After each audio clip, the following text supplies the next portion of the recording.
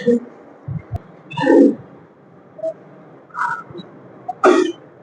عليكم ورحمة الله وبركاته. نحمده ونصلي على رسوله الكريم أما بعد. فقد قال الله تعالى في القرآن المجيد: أعوذ بالله من الشيطان الرجيم. يا بني آدم قد أنزلنا عليكم لباسا يواري سوآتكم وريشا ولباس التقوى ذلك خير ذلك من آيات الله لعلهم يذكرون. وقال النبي صلى الله عليه وسلم عن عبد الله بن عمر رضي الله تعالى عنه أن النبي صلى الله عليه وسلم قال: من جر ثوبه خيلاء لم ينظر الله إليه يوم القيامة. فقال أبو بكر رضي الله تعالى عنه: يا رسول الله، إزاري يسترخ إلا أن يهابه. فقال له رسول الله صلى الله عليه وسلم: إنك لست ممن يفعله خيرا. رواه البخاري أو كما قال النبي صلى الله عليه وسلم. அருளன்பு பண்பில் அளவற்ற ஒன்றன் திருநாமம் போற்றி துவங்குகிறேன். அல்லாஹ் பெருங்கருணை பெரியோனின் அருள்மாறி என்னாலும் அகிலத்திற்கோர் அருள் கொடையாய் வந்துடித்த அன்னலம் பெருமானார் ஸல்லல்லாஹு அலைஹி வஸல்லம் அன்னவர்கள் மீதும், அன்னாருடைய அடிச்சுவடுகளை ஒழுகி வந்த உத்தம சத்திய சஹாபா பெருமக்கள் மீதும், அன்னாருடைய அடிச்சுவடுகளை ஒழுகி வரக்கூடிய நம் அனைவர் மீதும் என்னென்றும் இறைவனுடைய சாந்தியும் சமாதானமும் நிலவட்டுமாக. பெரும் மதிப்பிற்கும் மரியாதைக்குரிய புனிதமிகு 49வது புகாரி ஷரீஃபினுடைய இந்த புனிதமிகு விழாவிற்கு தலைமையேற்று நடாத்திக் கொண்டிருக்கின்ற எங்கள் உஸ்தாத் ஷேகுல் ஜாமியா ஹஸ்ரத் நகீபுல்லா அவர்களே, பெரியோர்களே, உலமா பெருமக்களே, ஜாமியானுடைய கண்மணிகளே, அல்லாஹுடைய மாபெரும் கிருபையினால் நமது ஊரிலே 49 ஆண்டுகளாக புகாரி ஷரீஃப் நிகழ்ச்சியை தொடர்ந்து நாம் நடத்தி கொண்டு வருகின்றோம். அல்லாஹ் அதிலே பரக்கத்தை செய்திருக்கின்றான். எந்த ஆண்டும் இல்லாமல் ஒரு சிறப்பை இந்த ஆண்டுக்கு அல்லாஹ் கொடுத்திருக்கின்றான். அதிகமான மக்கள் தங்களுடைய தேவைக்கு புகாரி ஷரீஃபிற்கு வந்து அவர்களுடைய எண்ணங்களை பூர்த்தி செய்யும் வண்ணமாக தண்ணீர்களை கொண்டு வந்து ஓதி செல்கிறார்கள். பிஸ்கட்டுகள் இன்னும் அதற்குண்டான தொகைகளை எல்லாம் கொடுத்து பில் வாங்கி செல்வதை பார்க்கும் போது அல்லாஹ் மிக மிக சிறப்பாக்கி வைத்திருக்கிறான் என்பதை நாம் அறிய முடிகிறது. அன்பார்ந்த அல்லாஹ்வின் நல்லடியார்களே, அல்லாஹ் தஆலா தன்னுடைய திருமறையிலே யா பனி ஆதம கத் அன்ஸல்னா அலைக்கும் லிபாஸன் யுவாரி சௌஆதிக்கும் வரீஷா, ஆதமுடைய மக்களே, உங்களின் மீது நாம் ஆடையை, மானத்தை மறைக்கக்கூடிய ஆடையை இறக்கி வைத்திருக்கின்றோம். இன்னும் அலங்காரத்தையும் இறக்கி வைத்திருக்கிறோம். தக்வாவுடைய ஆடையும் நாம் இறக்கி வைத்திருக்கிறோம் என்று அல்லாஹ் சொல்லி காட்டுகின்றான். இந்த ஆயத்தை இறங்குவதற்குரிய சபபு நுஸூலை தஃசீர்களிலே எழுதும் போது ஆரம்ப காலகட்டத்திலே அல்லாஹ்வுடைய திரு கஅபத்துல்லாஹ்வை தவாஃப் செய்து கொண்டு வந்தவர்கள் ஆடை இல்லாமல் தவாஃப் செய்தார்கள். அப்பொழுதுதான் அல்லாஹ் ஆடையோடு நீங்கள் தவாஃப் செய்யுங்கள் என்பதை இறக்கி வைத்தார். இறக்கி வைத்தேன் என்று அல்லாஹ் சொல்வதனுடைய ஆடையை சுவர்க்கத்தில் இருந்து மேலோகலத்தில் இருந்து இறக்க முடியாது. அப்படியாண்டால் ஒவ்வொருவருக்கும் ஆடைகளை கொடுக்க வேண்டும். ஆனால் விரிவுரையாளர்கள் தஃசீரிலே எழுதும் சொல்லுகிறார்கள், வானத்தில் இருந்து அல்லாஹ் தண்ணீரை மழையை இறக்கி வைத்தார். அதன் மூலமாக இயற்கையானவைகள் எல்லாம் உழைத்தன. செடி கொடிகள் மரங்கள் எல்லாம் உழைத்தன. இன்னும் சொல்ல போனால் அதன் மரங்களில் இருந்து பஞ்சை அல்லாஹ் வளர்க்க செய்தான். அந்த பஞ்சு மரமாகி அந்த பஞ்சில் இருந்து வரக்கூடிய அந்த மரத்தினுடைய காய்கள் இருந்து வரக்கூடிய பஞ்சை எடுத்து அல்லாஹ் அதன் மூலமாக மனிதர்களுக்கு ஆடையை தயார் செய்வதற்குண்டான சக்தியை கொடுத்து ஆடைகள் தயார் செய்யப்பட்டு அவைகள் நூலாக ஆக்கப்பட்டு அதன் பிறகு துணிகளாக வந்து ஆடைகளாக நாம் உடுத்திக் கொண்டிருக்கின்றோம். உங்கள் மீது ஆடையை நாம் இறக்கி வைத்தோம் என்று சொன்னது மாத்திரமல்ல, உங்களுடைய மானத்தை மறைக்கக்கூடிய ஆடை வரீஷா இன்னும் அலங்காரமான ஆடையை இறக்கி வைத்தோம் என்று சொல்கிறான். ரீஷாவிற்கும் லிபாசுக்கும் என்ன வித்தியாசம் என்று நாம் பார்க்கும் போது தப்சீர்களில் எழுதுகிறார்கள். லிபாஸ் என்றால் மானத்தை மறைக்கக்கூடியது உள் ஆடை, வரீஷா என்பது மேல் இருக்கக்கூடிய மேலாடை, அது அலங்காரம் உடையது என்பதை தெளிவுபடுத்துகிறார்கள். இன்னும் சிலர்கள் அதற்கு விளக்கங்கள் சொல்லும் போது சொல்லுகிறார்கள், லிபாசு தக்வா, தக்வாவுடைய ஆடையும் நாம் இறக்கி வைத்தோம் என்று அல்லாஹ் சொல்கிறான். தக்வாவுடைய ஆடை என்றால் அல் அமலு சாலிஹ், அந்த ஆடையை உடுத்திக் கொண்டு நல்ல அமல்கள் செய்வதற்கு. அந்த ஆடையை உடுத்தும் போது அல்லாஹ்வுடைய பயம் வர வேண்டும், அல்லாஹ்வுடைய நினைவாற்றல் வர வேண்டும். அப்படிப்பட்ட ஆடை என்று தெளிவான முறையில விளக்கங்கள் சொல்கிறார்கள். அந்த ஆடையிலேயே லிபாசு தக்வா வரீஷா என்ற வார்த்தைக்கு விரிவுரை சொல்லும் போது சொல்கிறார்கள், லிபாசுல் மால் ஜமால் அல் ஐஷு வன் நஈம், பொருளாதாரமுடைய ஆடை, மிக அலங்காரமான ஆடை, அல்லாஹ்வினால் கொடுத்திருக்கப்படக்கூடிய ஆடை என்று விரிவுரையாளர்கள் எழுதுகிறார்கள். எனவே ஆடையை நாம் பார்க்கும் போது அந்த ஆடையை பற்றி ஸல்லல்லாஹு அலைஹி வஸல்லம் சொல்கிறார்கள், லிபாஸ் நிஅமு மின் நிஅமில்லாஹ், அல்லாஹ்வுடைய நிஅமத்தில் இருந்து ஒரு நிஅமத் மனிதர்கள் அணியக்கூடிய ஆடைகள். அந்த ஆடை இன்றைய தினத்திலே எப்படி இருக்கிறது, அந்த ஆடையினால் நாம் பலன் அடைகின்றோமா, நம்முடைய நிலைமைகள் எப்படி இருக்கிறது என்பதை எல்லாம் நாம் ஒரு கரம் பார்க்க கடமைப்பட்டிருக்கிறோம். அந்த ஆடையை மனிதனுக்கு அல்லாஹ் கொடுத்திருக்கின்றான். ஸல்லல்லாஹு அலைஹி வஸல்லம் சொன்னார்கள், நீங்கள் ஆடைகளை தொப்புளில் இருந்து முட்டிக்கால் வரையிலையும் அணியுங்கள். அது ஃபர்து, கட்டாயம் ஒவ்வொரு ஆண் மகனும் அணிய வேண்டும். பெண்கள் அவர்களுடைய முகம், 2 உள்ளங்கையை தவிர அனைத்தையும் மறைக்க வேண்டும். இதுதான் ஃபர்து. இது இல்லாமல் அவர்கள் திறப்பது ஆகுமாக்கப்படவில்லை. அந்த ஆடைகளை பற்றி சொல்லும் போது அரபிய நாட்டிலே அதற்கு பலவிதமான விளக்கங்களை சொல்லுகிறார்கள். சஹாபாக்கள் 3 விதமான ஆடைகளை வைத்திருந்தார்கள்.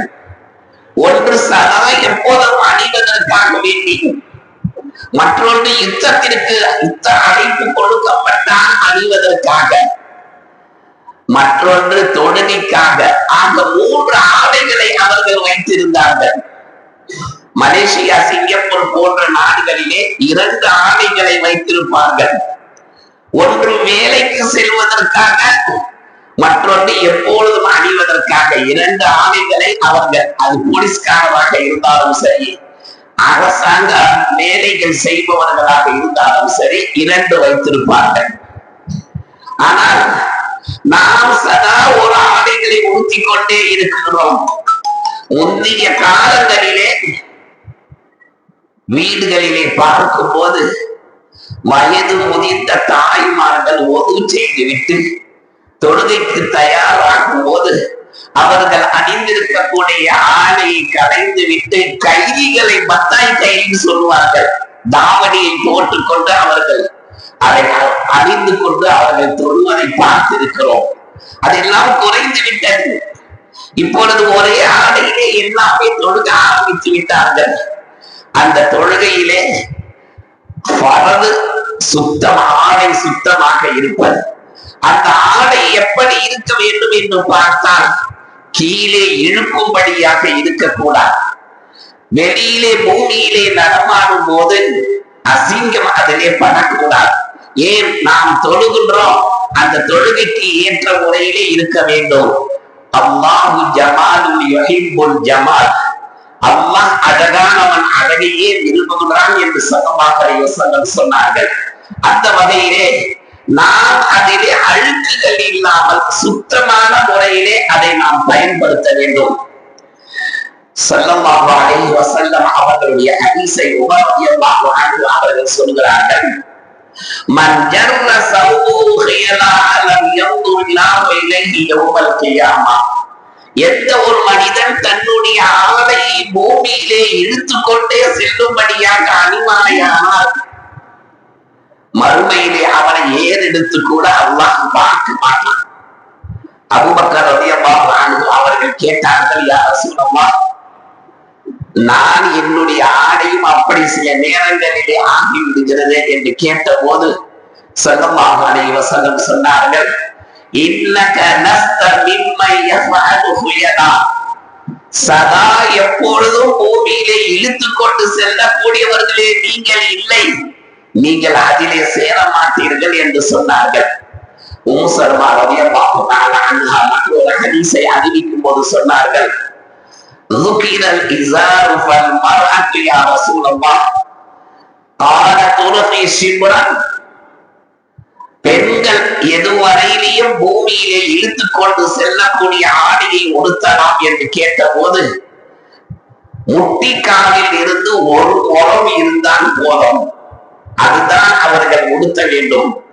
வெளியிலே இழுத்து செல்லும்படியாக அந்த ஆடை இருக்கக்கூடாது என்று ஸல்லல்லாஹு அலைஹி வஸல்லம் அவர்கள் சொன்னார்கள். அளவுக்கு அதிகமாக அது தெரியும்படி அவர்கள் தூக்கி கட்டி பிறர் பார்க்கும்படி இருப்பார்களே, ஆனால் லா தஸீது அலைஹ், அதை அதிகமாக்கி கொண்டாதீர்கள் என்று கண்டித்திருக்கிறார்கள். அது மாத்திரமல்ல, ஆடைகளிலே எந்த ஆடை சிறந்தது, அந்த ஆடைக்கு அல்லாஹ்விடத்திலே மதிப்பு இருக்கிறது என்று நாம் பார்க்கும் போது ஆடைகளிலே வெள்ளை ஆடைக்கு தான் மிக அதிக மதிப்பு உண்டு. அந்த வெள்ளை ஆடையை பற்றி சொல்லும் போது ஸல்லல்லாஹு அலைஹி வஸல்லம் சொன்னார்கள், ஸஹரத் இப்னு ஜுந்தூப் ரலியல்லாஹு அன்ஹு இந்த ஹதீஸை அறிவிக்கிறார்கள், எல்பிசு ஸியாபல் அபியத், வெள்ளை ஆடையே நீங்கள் அணியுங்கள், ஃபஇன்னஹா அத்ஹரு வ அத்யப், அது சுத்தமாக உங்களுக்கு அழுக்கு பட்டா உடனே தெரிஞ்சிடும். அதனால நம்ம எப்போதுமே அதை சுத்தமா வைத்திருப்போம். இன்னும் அது நல்லா இருக்கும், அழுக்கு இல்லைன்னா தெளிவாக இருக்கும், அழுக்கு பட்ட கலர் மாறும். எனவே அந்த வெள்ளையை நீங்கள் பயன்படுத்துங்க. அந்த வெள்ளையிலேயே யார் இறந்து விடுகிறார்களோ அதிலேயே நீங்கள் கஃனிடுங்கள் என்று ஸல்லல்லாஹு அலைஹி வஸல்லம் சொன்னார்கள். எவ்வளவு பெரிய பணக்காரராக இருந்தாலும் வசதி உடையவராக இருந்தாலும் நிலை உயர்ந்த பட்டாளையிலே கஃனிடுவதில்லை, எந்த மதத்திலேயும் சரி கஃனிடுவதில்லை. எனவே எல்லோருக்கும் அந்த கதர் ஆடைதான், அந்த கதரிலேயே அவர்கள் ஆடை கஃனிடுவதை நாம் பார்க்க முடிகிறது. இன்னும் சொல்ல போனால் ஒது செய்துவிட்டு அதிலே நீங்கள் துடைக்காதீர்கள். ஒரு செய்தியை சொல்கிறேன். நான் 5 சுமரா ஓதும் போது நமது மதரசாவிலே ஜாமியாவிலே ஹஸரத் நகிபுல்லா அவர்களுடைய பாபா அப்துல் ஜமீல் ஹஸரத் அவர்களிடத்திலே ஷரவுல் காயா பாடம் ஓதினோம். இந்த பாடம் வந்தது, நீங்கள் ஒது செய்வீர்களே, ஆனால் ஒது செய்த முடித்த பிறகு நீங்கள் துடைக்காதீர்கள், முகத்தை துடைக்காதீர்கள். ஏனென்றால் அது தானாகவே காய்ந்து விடும். ஏன் துடைக்கிறீர்கள்? துடைக்க கூடாது என்று சொன்னார். சொன்னார்கள். சிலர்கள் உடுத்திருக்கக்கூடிய கைலியை எடுத்து துடைப்பதை பார்க்க முடிகிறது, துடைக்க கூடாது. அதற்கு ஷேகுனா அவருடைய பாபா சொன்னார்கள், ஜமீல் ஹசரத் அவர்கள், துடைக்காதப்பா, அப்படி துடைப்பதினால் நினைவு ஆற்றல் குறையும், ஞாபக சக்தி குறைந்துவிடும், கல்விக்கு ஆபத்து தொடரும். எனவே நீங்கள் அதை துணியால், அதாவது கைலியால் துடைக்காதீர்கள் என்று சொன்னார்கள். அது மாத்திரமல்ல, சின்ன துணியை, துண்டு துணியை வைத்திருங்கள், அந்த துண்டு துணியை வைத்து நீங்கள் தொடங்கள் என்று சொன்னார்கள். அது குர்சிப் என்பதால் இப்போது கர்ச்சிப்பு வந்துடுச்சு, அது அரபி வாக்கியம். எனவே நீங்கள் துடைப்பதாக இருந்தால் நீங்கள் அந்த கர்ச்சிப்பை கொண்டு, குர்சிப்பை கொண்டு தொடங்கள் என்று அதற்கு நம் பாபா அவர்கள் எங்களுக்கு பாடம் நடத்தும் சொன்னது அப்படியே நினைவிலே இருக்கிறது. ஆக அதற்கு அவர்களுடைய குடும்பத்தில் உள்ள 3 பேர்களிடத்திலேயும் நான் பாடம் கற்றிருக்கிறேன். முனவர் ஹசரத்தையும் பாபாவுட்டையும் ஹசரத்தையும் நான் 3 பேர்களிடத்தையும் கல்வி கற்றவனாக இருக்கிறேன். எனவே ஹசரத் அவர்கள் ஒவ்வொரு விஷயத்தையும் சொல்லும் போது தெளிவாக சொல்வார்கள், நினைவு ஆற்றல் குறையும், நீ அதே போல செய்யாதே அந்த வேலையை என்று சொன்னார்கள். அது முதல் கொண்டு இன்று வரையிலையும் நான் ஒன்று செய்துவிட்டு துடைப்பது கிடையாது. அது தானாகவே காய்ந்துவிடும், எனக்கு துடைக்க வேண்டும்.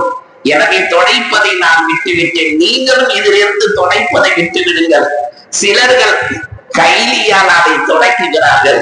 அந்த கையிலே சில நேரத்திலே பொழுதிகள், அழுக்குகள் கீழே போட்டதனால் இருக்கும், அது முகத்திலே பதிந்து விடும்.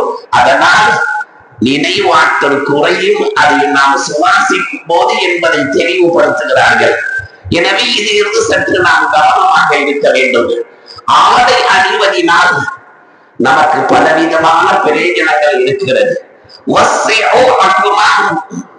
உங்களுடைய கும்முகளை, கையுடைய இந்த கும்முகளை நீங்கள் விசாலமாக்குங்கள் என்று ஸல்லல்லாஹு அலைஹி வஸல்லம் சொன்னார்கள். கையை விசாலமாக நம்முடைய சட்டை பையிலே வைக்க வேண்டும், டைட்டாக சட்டை போடக்கூடாது.